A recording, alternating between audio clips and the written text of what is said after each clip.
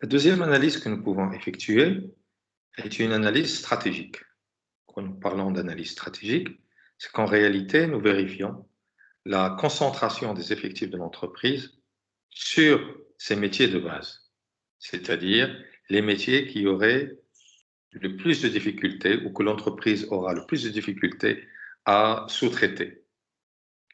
Cette analyse est une comparaison entre les effectifs qui sont affectés ou euh, le nombre de salariés qui sont affectés à des familles professionnelles qui sont dans le cœur du métier, qu'on appelle des familles professionnelles à contribution directe, par rapport aux familles professionnelles qui sont dans des métiers annexes et que nous appelons des familles professionnelles à contribution indirecte.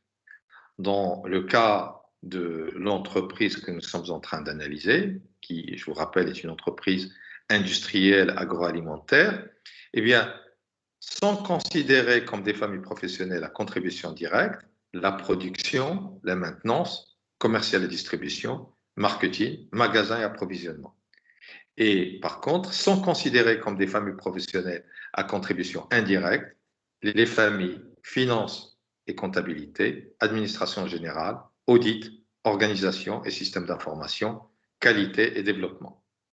Dans le cas de cet exemple, eh bien, les familles à contribution indirecte représentent à peu près 27%, tandis que les familles à contribution directe représentent à peu près 73% des effectifs totaux de l'entreprise.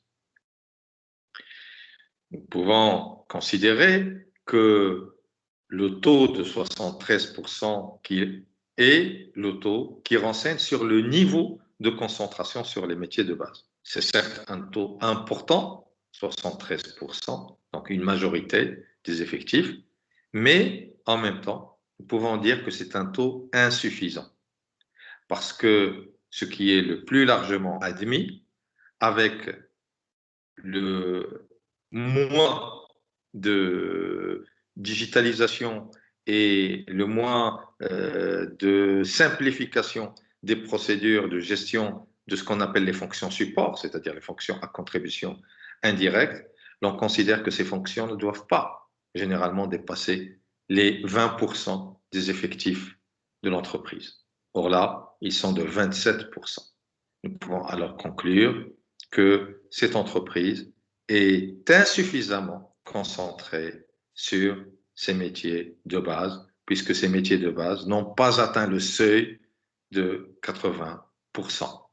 Plus l'entreprise fait des choses en matière de sous-traitance et en matière de simplification et de digitalisation des fonctions support, et plus ce taux de concentration sur les métiers de base devrait être important. Il peut atteindre dans certains cas jusqu'à 90% des effectifs de l'entreprise.